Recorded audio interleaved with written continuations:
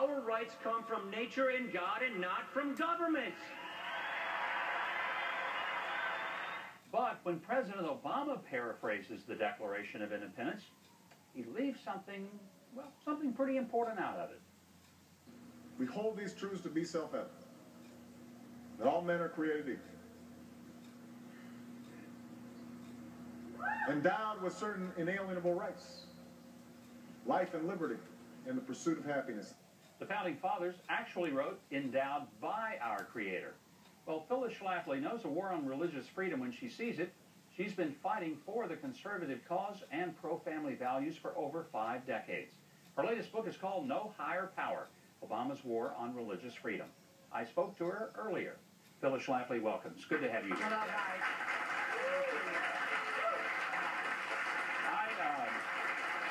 I feel I've got to tell our audience your influence on my life, because your book, It's a Choice, Not an Echo, that you wrote back in the early 60s, was a turning point for me as a young teenager and helped to cause me to be a conservative, which wasn't very popular in South Arkansas back in the 1960s. So first of all, thank you for influencing generation after generation toward a conservative and also a godly understanding of our nation's heritage. It's such an honor to have you here today. Thank you, Mike. It is an honor to be here, and many people have told me they came into the conservative movement reading A Choice, Not an Echo in 1964. Well, I have a feeling you're going to get a whole new generation if they'll read your book, No Higher Power, because you outline in your, I think, typical straightforward style, to be charitable about that, this is an administration that really does have what appears to be a hostility toward expression of traditional Christian faith.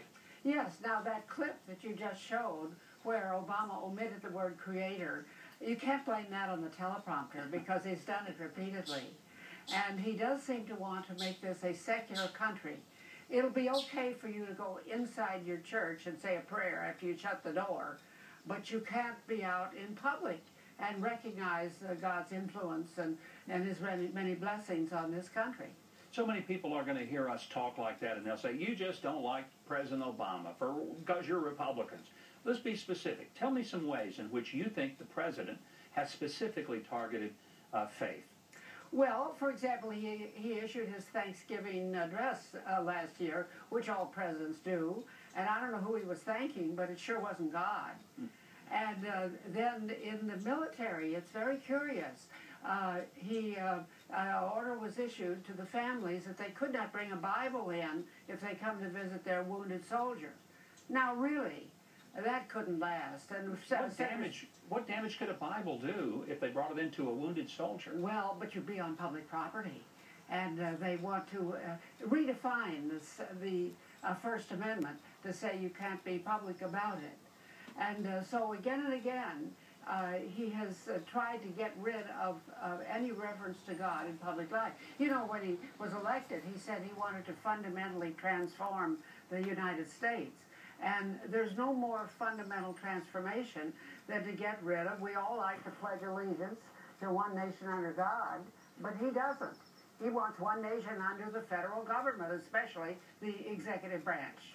He has lost some serious cases, one in particular before the Supreme Court, Hosanna Tabor versus the EEOC. Describe that case. Well, that's a very interesting case because this was a Lutheran school that fired the teacher for reasons of their own. You and I don't need to second-guess their reasons. And she sued to get her job back, and she got the EEOC government lawyers to help her. So her case got to the Supreme Court. And, you know, that's not easy. It's only one case out of 100 that gets to the Supreme Court.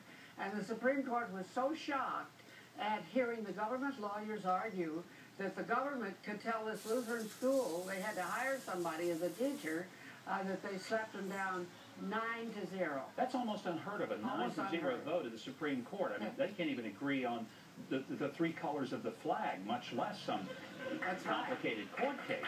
So it must have been extraordinarily significant. That means that Obama, he's not going to interfere with your actual church, but if the church is doing anything to help the community, running a school, running a college, running a hospital, running a charitable endeavor, you've got to submit to the government orders. These are things that have happened in the first 4 years of the Obama administration. If he were to be reelected, what do you think he would try to push for? What are the limits that he would go for? As Patrick Henry said, I know no way of judging the future but by the past, and I think it would be the same, only more so, because Obama fits right into this years of litigation by the ACLU and the atheists to get rid of all the Ten Commandments pictures and monuments, to get rid of the crosses that have been erected to honor our veterans, to stop some valedictorian from thanking God in her graduation message, or to stop little kids from singing Christmas carols. You know that's been going on for several years. And I think that's why when he appears, his followers chant, "You are the one we've been waiting for." He fits right into that, and he's done it so many times. You know, when he went to speak at Georgetown University, he demanded that they cover up the monogram for the initials of Jesus. He didn't want to see it while he was there. It's just amazing to us. Well, all I can do is hope that this book, No Higher Power, will have the impact on today's generation of Americans to the same degree that It's a Choice, Not an Echo had upon the people of my generation, which was profound, and I believe was a major part of preparing for the resurgence of the conservative movement. Phyllis Schlafly, it is a joy to get to visit with you today. Thank you, Mike. You did a great job. Thanks for joining us tonight. I hope you've enjoyed the show. We'll be back next week with a wrap-up from the Democratic National Convention. Until then, from New York, I'm Mike Huckabee. Good night, and God bless.